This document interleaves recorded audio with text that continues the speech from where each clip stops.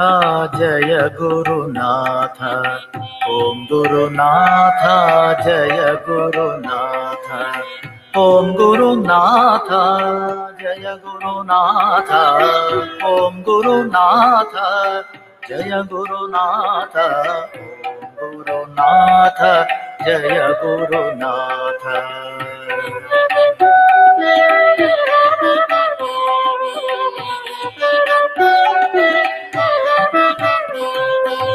Shiv Gurunath Swami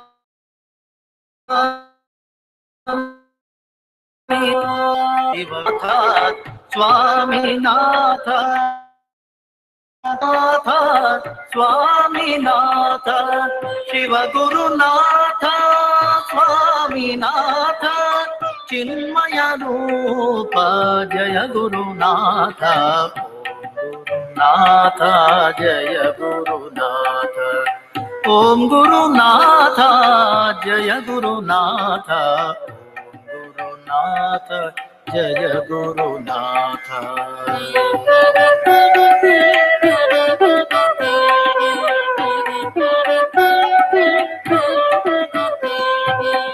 अनाथनाथ Dinabandhu अनाथनाथ Dinabandhu अनाथनाथ Dinabandhu अनाथनाथ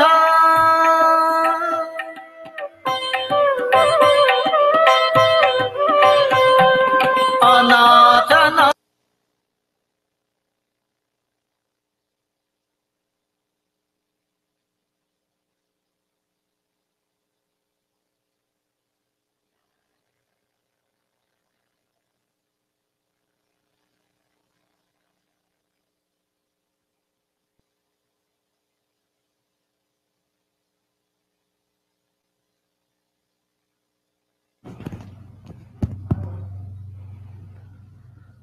Shri Krishna.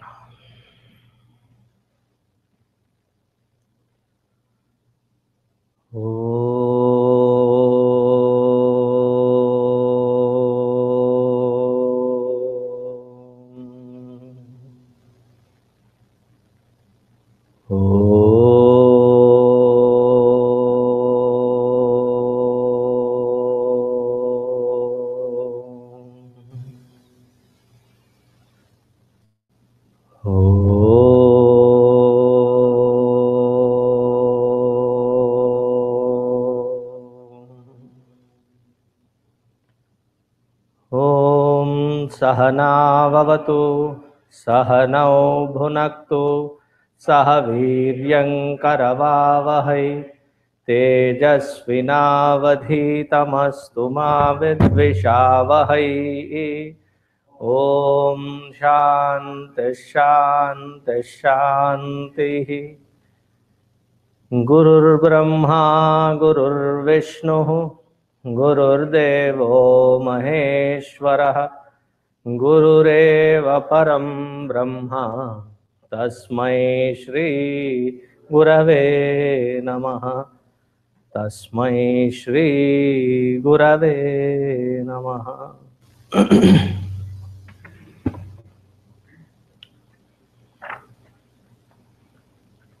Have you seen the fifth mantra?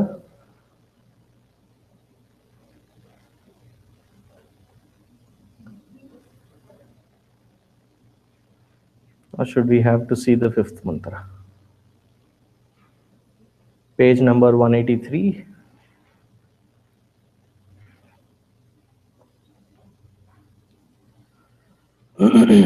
Repeat after me. य इमं मद्वदं वेद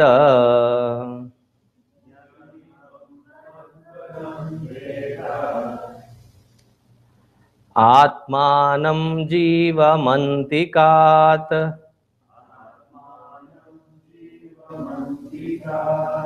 ईशानं भूतभव्यस्य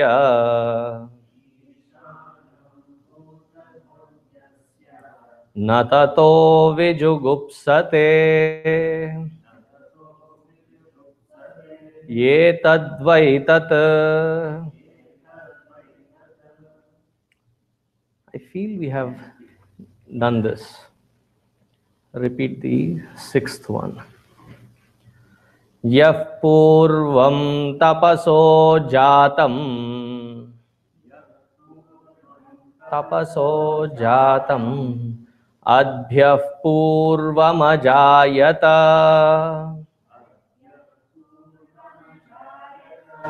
Guham pravishya tishthantam.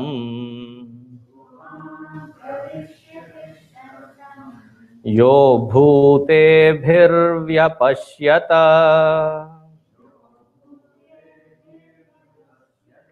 ये तद्वै तत्.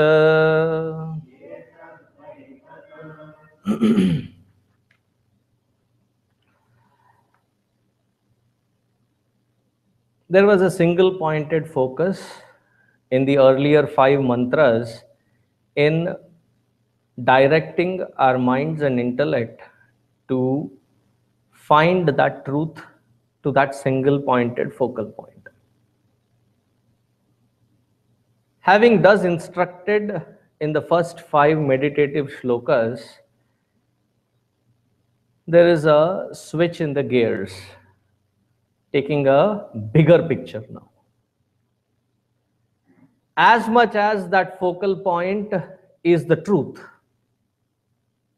the bigger picture, starting from that focal point and expanding, all the expanse is also that truth. There's somebody out there, if you want to call them. Ye tad vai tat. This is that ultimate truth. It is like when you see a banyan seed. Have you ever had an opportunity to see a banyan seed? Have you seen a mustard seed?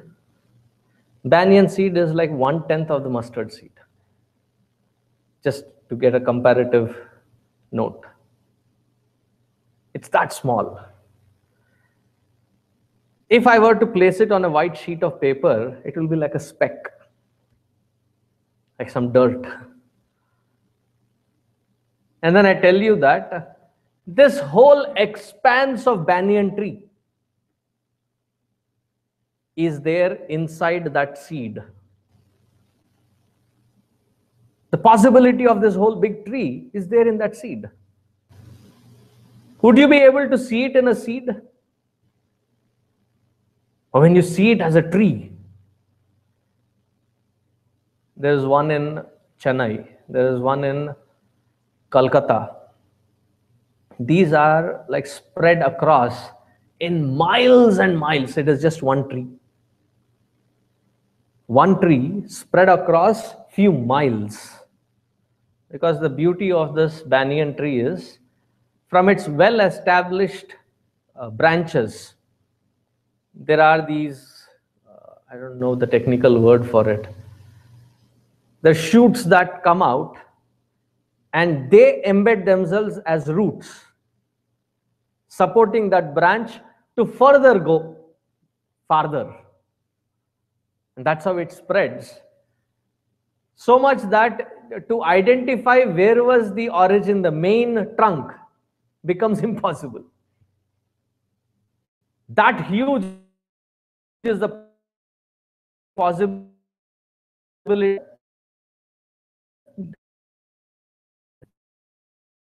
Form of that in mantras. Now the expansion of that seed is being explained. Yah purvam tapaso jatam adhyah purvam ajayata. Yah purvam tapaso jatam. So the story in our scriptures, in Rig Veda, Yajur Veda, and in scriptures like Bhagavatam, there is the story that Lord Narayana, where does he usually reside? In the Milky Ocean. He was all by himself. And he thought, let me become many. Bahusyam praja ye yeti.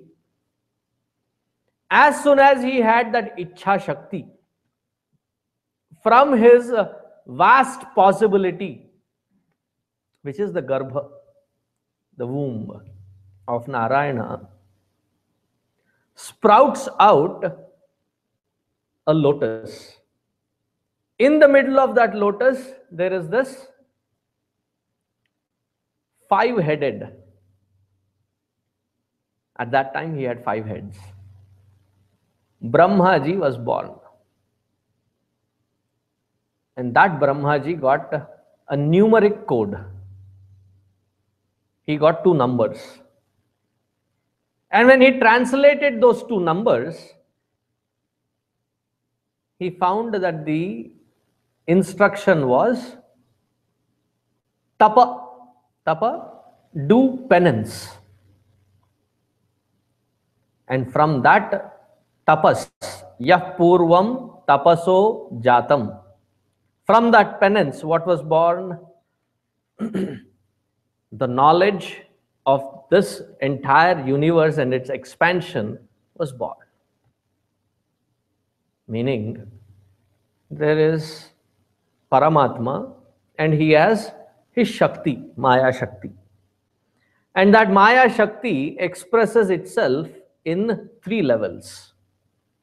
The first level is called Ichha Shakti. The second is called Jnana Shakti. And the third one is called Kriya Shakti. Ichha, to desire. Jnana, the knowledge of fulfilling that desire. Kriya, the execution of that knowledge, putting it into practice. This is Paramatma. We are not that different. We also have these 3 Shaktis, but a little bit of sequential disorder that we are. What is a sequential disorder in us? That first we have Ichha Shakti, then we immediately jump into Kriya Shakti, and then we gain knowledge. Most of our wisdom, isn't it after the effect? Isn't it a posthumous reality? When do I realize that I should not have gotten angry or frustrated? Is it before I get angry or after I have spit my anger out? It's later. How many times don't we tell ourselves, I shouldn't have done that? That's why we say hindsight, vision is 20/20.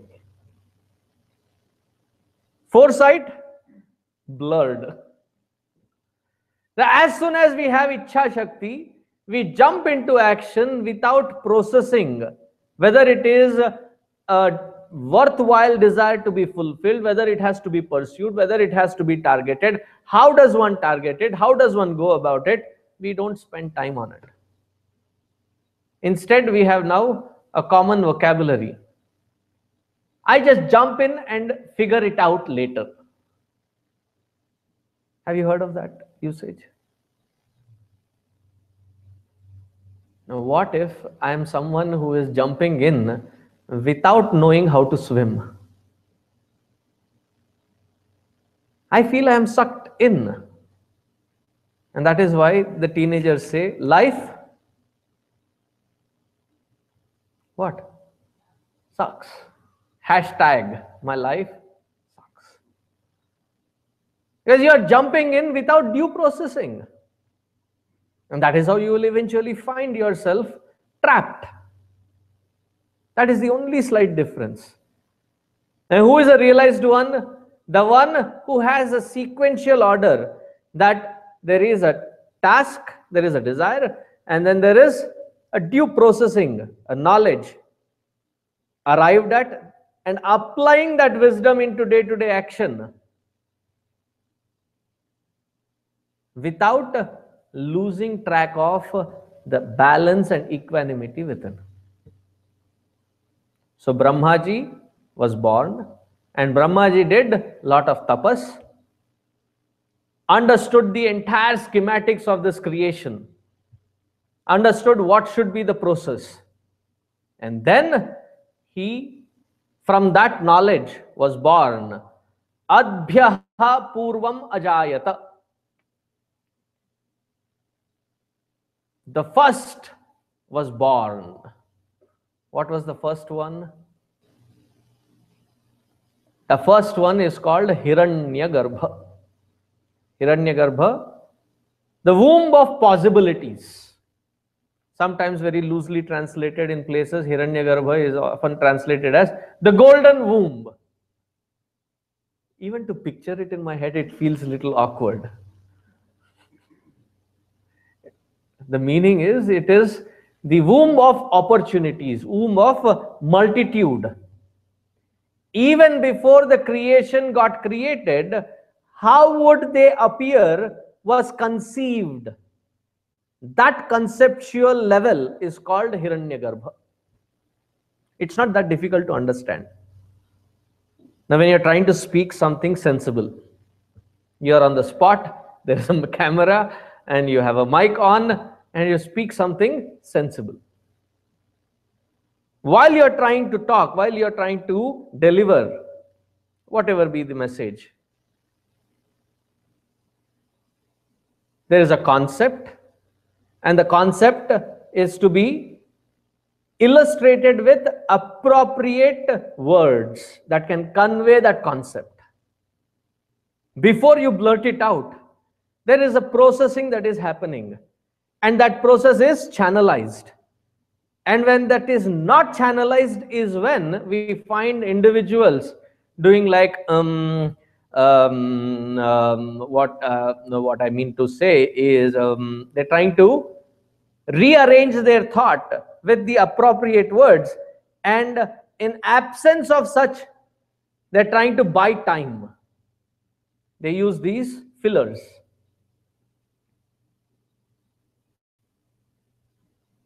And when we were in the ashram, and we were given this opportunity to learn how to speak, somebody was asking, were there punishments? No, there were processes. There was a glass. How many ever times that we say ah and stop and use these cliches again and again? You know what I mean, and what I meant to say was, how many ever times? That many glasses full of water you drink after the... How much can you drink? Even if you are a really big man and you can consume a lot of water, how much can you drink? So looking at that, we would like, sometimes we had even learned the art to not speak fast. When Kamsa got this message from, and go as slow as possible, just to avoid those ums and ahs to be avoided, like, it's a very meticulous thing that happens inside. There's a concept, and for the concept an appropriate word, to that appropriate word an appropriate expression. All these have to be coordinated before you have to say them. And as you are saying them, they become vyakta, they become known, they become expressed. But until then, it has already expressed, but it is inside. In that womb of opportunities, it is inside at an individual level. Can you visualize that? Similarly, at Brahmaji's level, he did vigorous tapas. And as a product of that tapas, Jnana was born. Jnana is his Shakti. Therefore, who is his consort? Thank you. Saraswati Devi. Is that wisdom something separable? They're inseparable. But to give the individual jiva the concept we try to depict them through a form, that she is the representation of purity. Therefore, what is the kind of clothes that she wears? Shvetambaradare Devi. She is wearing white clothes. And her foundation is Viveka. And what represents that Viveka is a swan. Because it does the Nira Kshira Viveka. You mix water in milk and pour it. The swan has this amazing capacity to remove filter out all the water and take only milk. So Viveka. The Viveka is represented by that swan. So what is the foundation of this wisdom? It is that Viveka. And she rides on that Viveka. Viveka hina, there is no wisdom. There is no knowledge. And it is an inseparable Shakti of that Brahmaji. From that wisdom was born the first conceptual Hiranyagarbha, the totality. And this is the totality that is explained in various contexts, like in Purusha Sukta. Sahasrasirsha Purushaha Sahasrakshas Sahasrapat Sabhumim Vishwato Vritva Atyatishtad Dashangulam. Sahasrasirsha Purushaha. Sahasra does not mean just 1,000.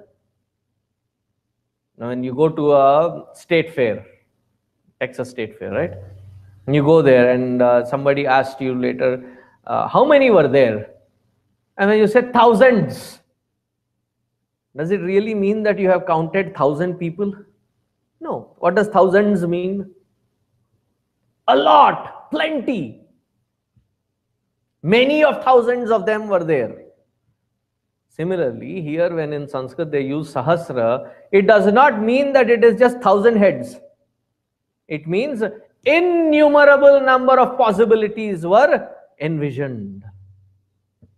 Sahasra Sirsha Purushaha. Sahasrakshaha. Various organs of perception, various organs of action, their field of perception, everything was envisioned.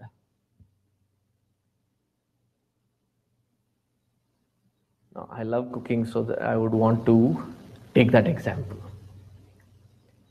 Before I start cooking, until I reach the refrigerator, I don't know what I'm going to cook. Once I open Hiranyagarbha, a womb of multiple possibilities, I open it. And then pull out the immediate possible ones. I don't immediately start working on it. I take 2 to 3 minutes. I sit there, look at everything that is,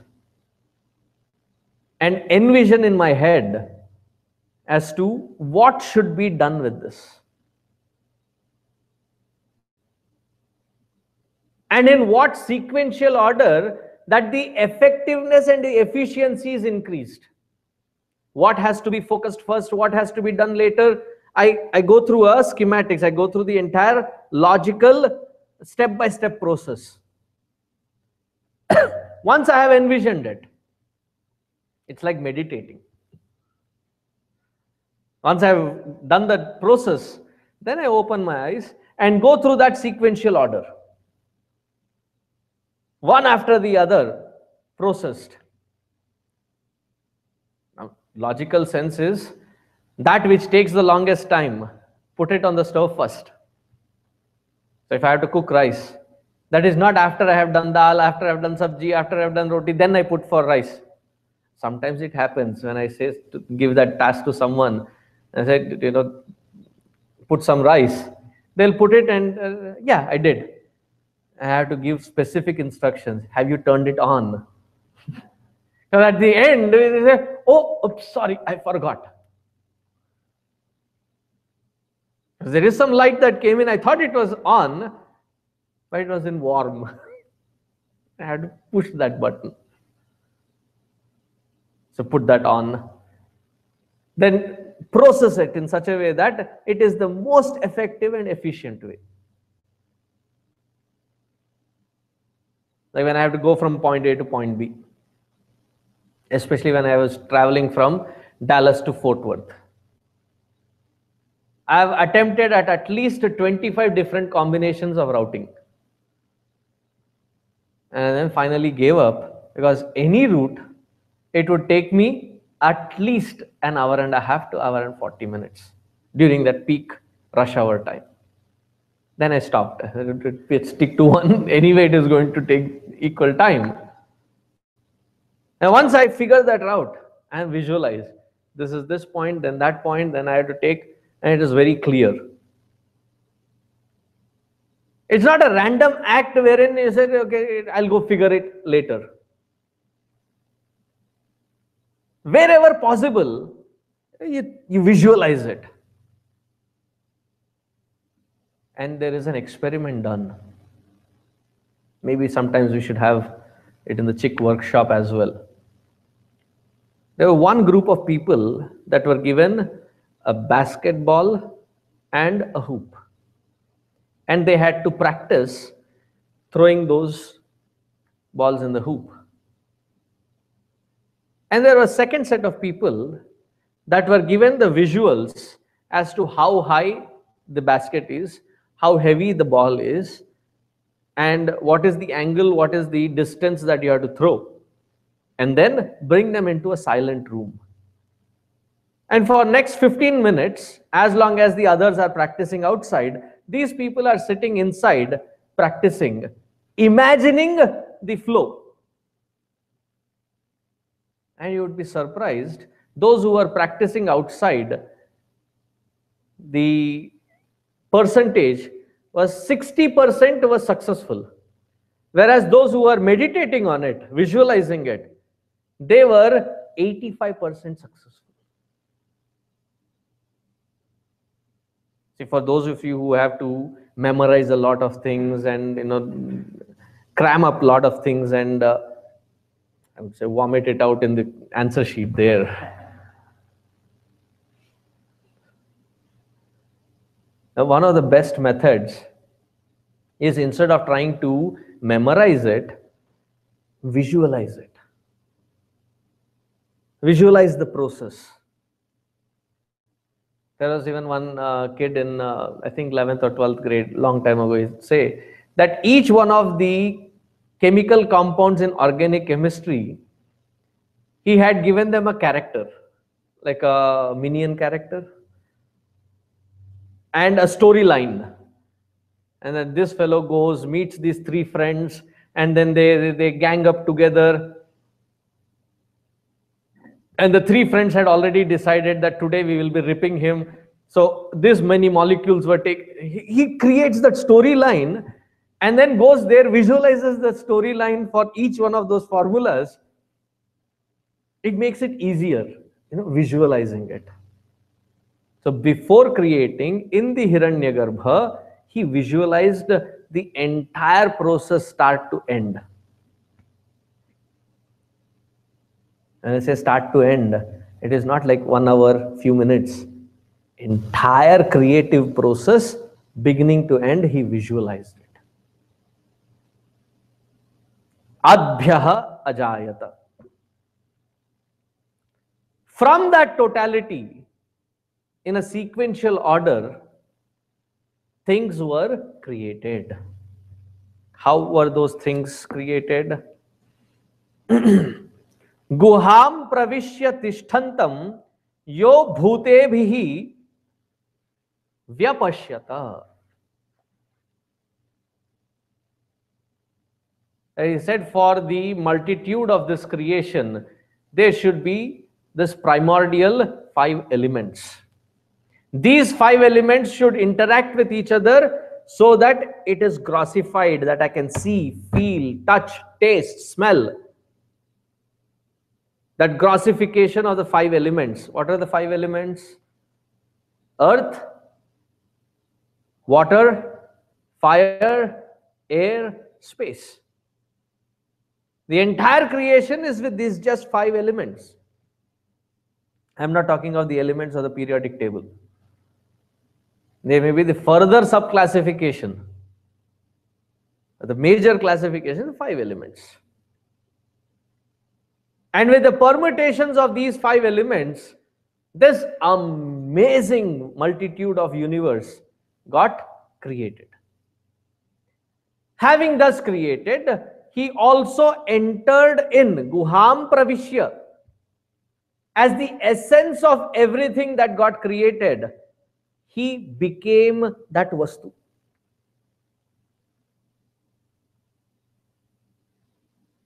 So whenever we get to the core of everything that we interact, to its essence, to its essential standpoint, what are we looking at? We are looking at the exuberance of Paramatma expressing.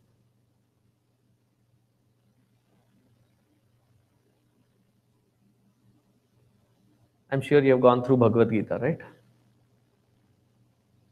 I'm not going to question you. I'm just trying to highlight. You're like, I may have, but I don't want to accept right now. I don't want to be in the spot right now. I could see that. Nobody is raising hand. I am also not raising my hand. I don't want to be singled out. Tell me, was it that kind of reaction?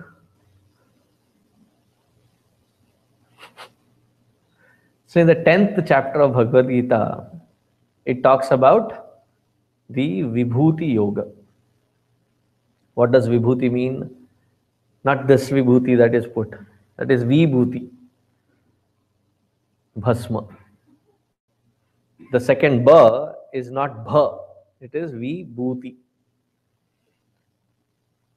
Vibhuti means Vividam Bhavati Shaknoti. Express in multitude. So various things that are expressed, they are enlisted. The essence of this expressed is this. Of all the planetary objects, of all the stars, I am the moon, the brightest. Of all the illumining objects, I am the sun. Of all the water gathered, I am the ocean. Of all the aquatic, I am the crocodile in the river. Of all these Thavaranam, of all the mountains, I am the Himalaya. Of all the rivers, I am Jahnavi, Gangaji.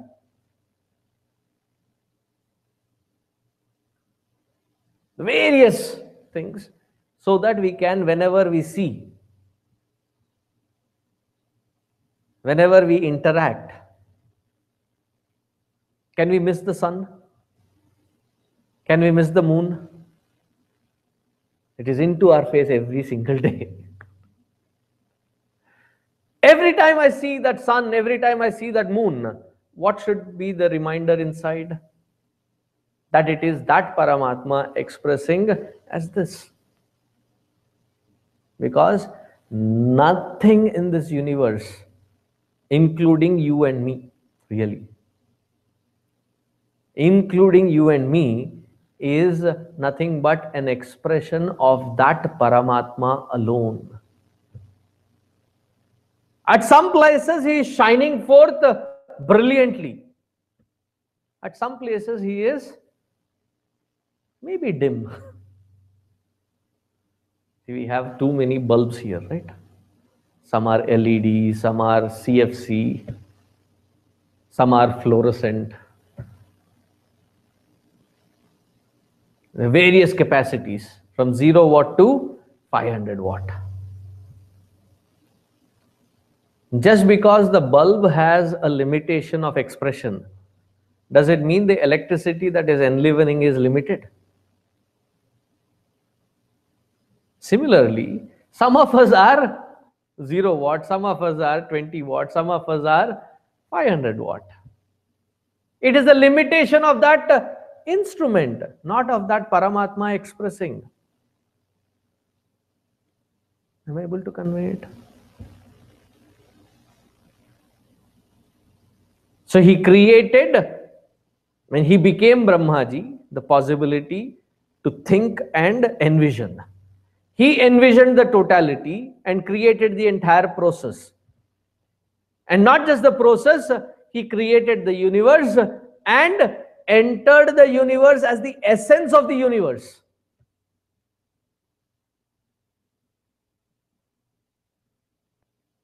Remove that essence from that vastu,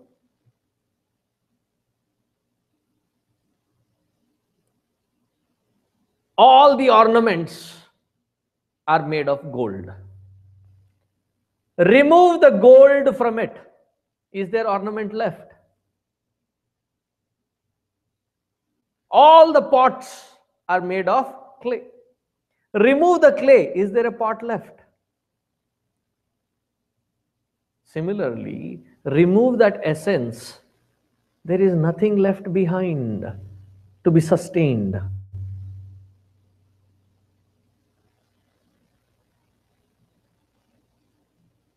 What science focuses is not on the essence, but that which is supported by that essence.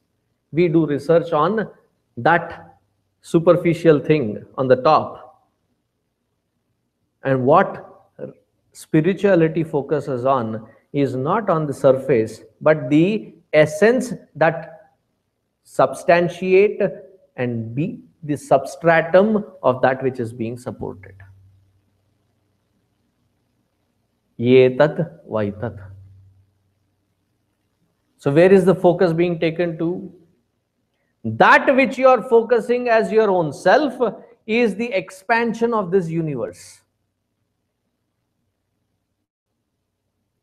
The Jnani shies away from the entire world, renounces it, to focus on the self within. What does the Bhakta do? The Bhakta focuses on all that which is essentially nothing but Paramatma, and as an opportunity to serve that Paramatma as that essence. There's a beautiful story of one of the Maharashtrian saints, Eknath or Tukaram, one of them. In those days, even today, there is this tradition that you carry Ganga water, you go to Kashi, take Ganga water, go all the way to Rameshwaram, pour this Ganga Jal on that Shivalinga, and bring the sand from Rameshwaram and merge it into Gangaji as tapas. And in those days, there were no vehicles. You had to walk all the way to Kashi and come back all the way to Rameshwaram and again go back to Kashi, drop it, and then get back home. So these Mahatmas were all traveling. There was a huge group going. Usually it is done in a group because you have to go through those dense forests. So as they were carrying their water, in that group there was some donkey, and they were going through a dry piece of land for a long distance, and they did not have enough water to spare for the donkey, and they left it to die. And when this Mahatma comes across, sees that donkey in that really deplorable condition, he pulls out that jug of water, Gangaji. Rameshwaram is like next 300 kilometers. He has walked 1500 kilometers carrying that water. Another 300 kilometers, he'll get the punya of offering that water to that Shivalinga. But what does this Mahatma do? He breaks open the seal of this Gangaji in that little container and pours it down the throat of this donkey. The rest of them are laughing at him, ridiculing him, saying, "Are you mad? You're almost there and you're wasting it on a donkey?" And what he came back with as an answer is a very profound one. My Rameshwaram ended here. That Shiva that you are going there to worship in Rameshwaram has appeared here in this form, and this water is an abhisheka to that Shiva here, is more of the purpose rather than going there and offering it. not a being, not a thing which is disrespected. It is from this attitude, it is from this aspect that when a child is said, do not step on your books.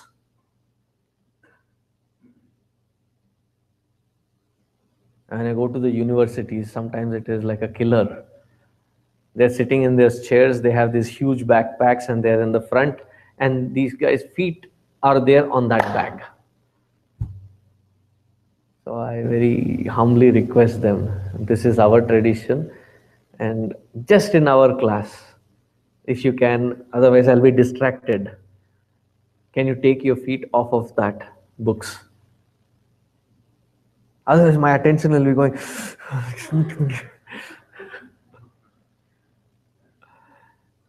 It is from this standpoint that our rishis worshipped the rivers, worshipped the mountains, worshipped the trees, worshipped the animals. Unlike what it is being interpreted by the Western mind, which say that because they were scared of the nature, they started worshipping the nature. No, it was not from that primitivity of fearfulness. It was because they saw that Paramatma in and through every aspect of creation, they considered everything worship worthy.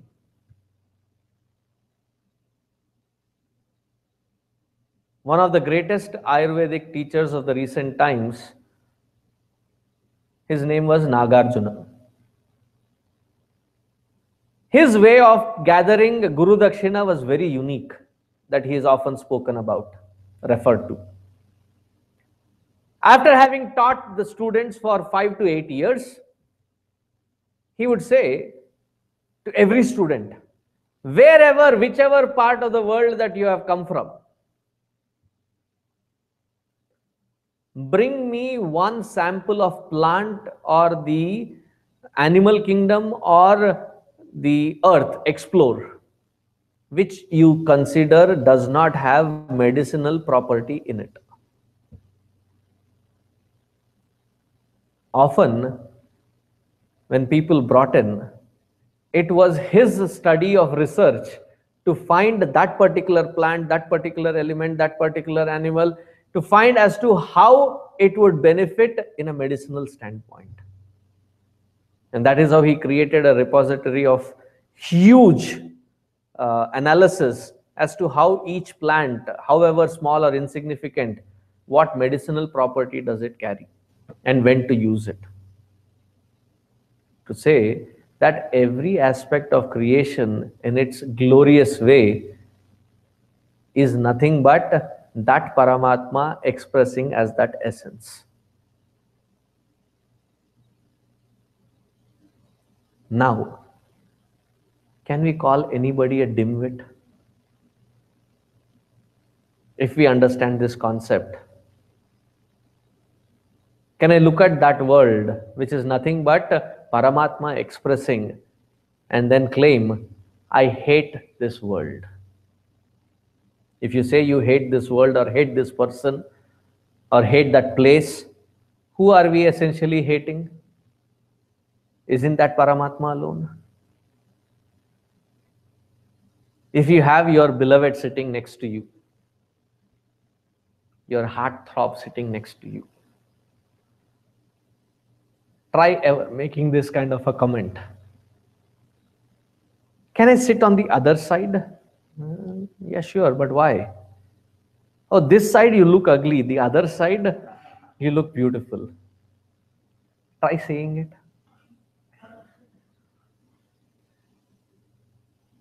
And come back to me if you are still alive after saying it. When you say that you love, it is not one side I love, the other side I don't. Right? So when I say I love Paramatma and that Paramatma is expressing through this entire beautiful creation, how can I be picky and choosy saying, this portion of Paramatma I love, that yuck. No. Every aspect of expression is nothing but Paramatma alone. even in that which we can qualify as filthy.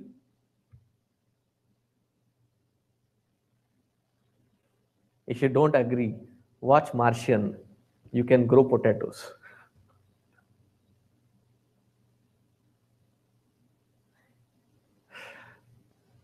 There's nothing which is not divine.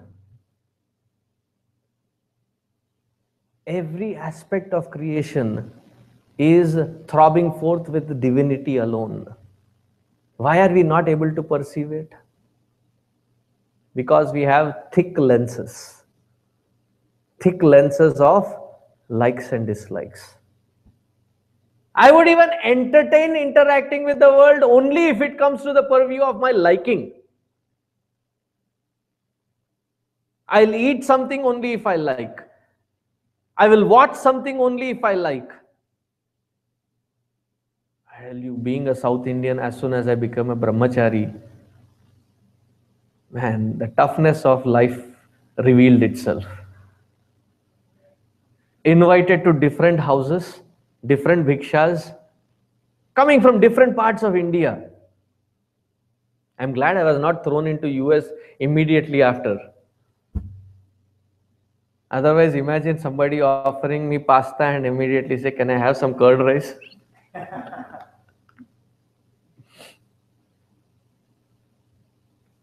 I had to grow out of that, to accept, not because I like, because it is what God has brought in front of me.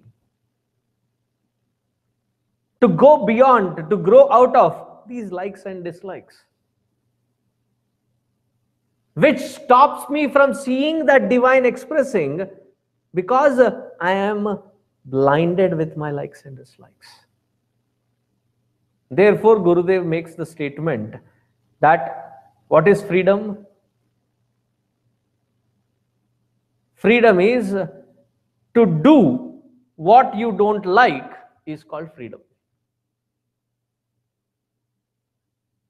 We know that we do only things that we like.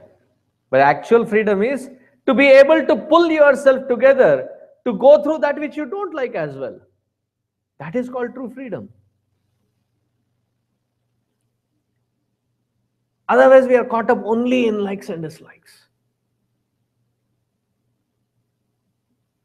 I don't like this, I don't like that, I want to constantly ripped apart with as simple a concept as likes and dislikes. We don't need Ramba, Urvashi or some kind of a heavenly thing to come here and distract. Dislikes are plenty enough to keep us distracted.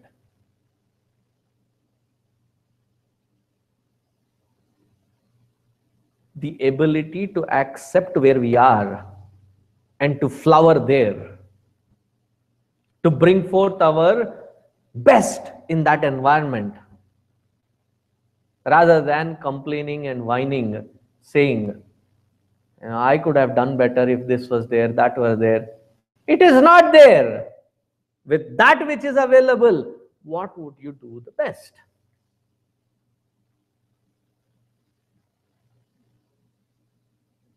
When you have lemon, what is the saying? Make lemonade. And if you're bored making lemonade, make achar. What is stopping you? If that is what is, then try to make the best out of it.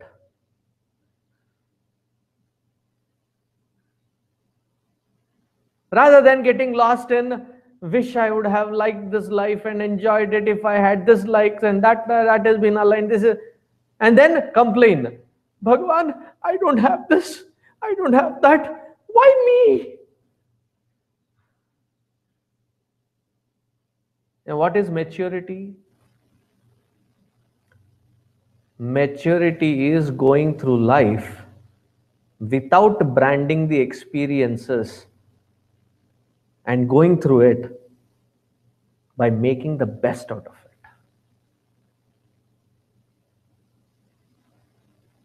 And at that point, it is not that, life is tough. It may be challenging. And the more difficult the challenge, something new from me is generated, created. Otherwise, we fall into that complacent lifestyle, Monday to Friday, and anything in that pattern goes little deviation. Scared, fear, anxiety.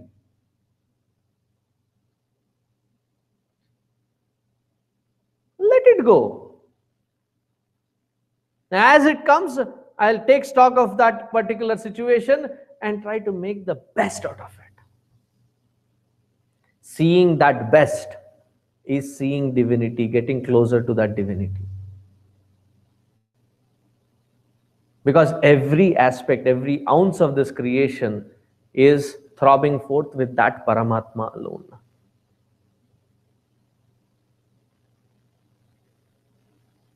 When you say that a part of you is God and the rest of you is not, how can that be? How can that be that only one little part is Paramatma and the rest of it is not Paramatma?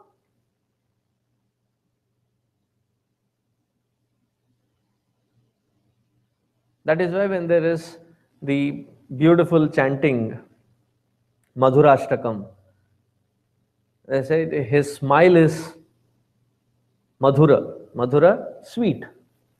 His walk is sweet. His tumbling in that little toddling steps, that is also sweet. What aspect of God is not sweet? Just continuing from the earlier mantra, Madhvadam Veda. Now, once we train ourselves to see that every experience, every hand that I shake, every eye that I meet, every smile that I respond to, is that Paramatma expressing, would I be scared of such world? Would I be getting into the unnecessary rut of comparing myself, competing and feeling jealous and all these negativities? And once this perspective is set in, all this hodgepodge of unnecessary emotions is flushed away. I'm using flushed for a very specific reason.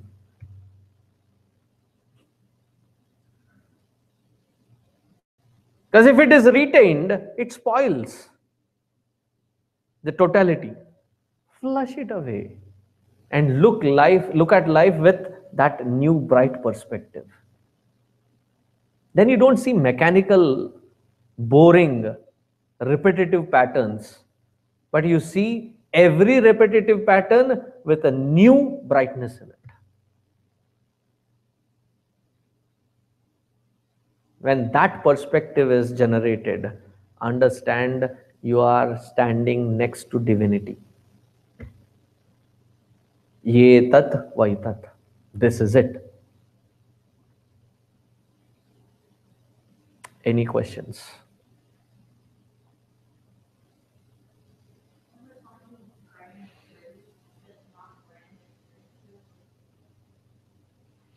Whenever I said about maturity, I had said, do not brand the experiences. That I'll go through life if my experience is according to what I like. Therefore, I have branded it as good. I don't like, therefore, I have branded it as bad. Or I don't like, I don't dislike it. It's okay. And I go it with indifference. Don't brand it. Go through it because it is an integral part of your life and growth. Then nothing is worth taking out, nothing is worth adding in. As is beautiful. Did I convey? Any questions online? Any questions analog? Good. Let us conclude 5 minutes ahead of time. Om Purnamadaha Purnamidam Purnat Purnamudachyate पूर्णस्य पूर्णमादाय पूर्णमेवावशिष्यते। ॐ शान्ति शान्ति शान्तिः। हरिः ॐ। श्रीगुरुभ्यो नमः। हरिः ॐ।